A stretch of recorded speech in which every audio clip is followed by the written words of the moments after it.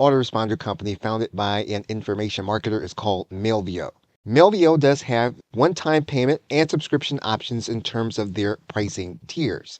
Importantly, to this conversation, Mailvio does not have sending limits on its plans. You can have unlimited email sends according to the tier that you find yourself on with their specific plans.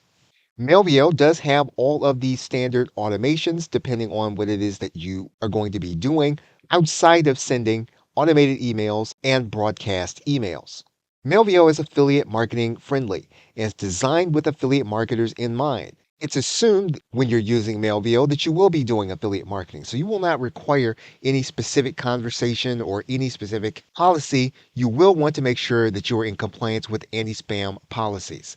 Mailvio does allow for all of the standard tagging and segmentation, and you may not have an expectation that there will be changes based on metered-based pricing as of the recording of this video.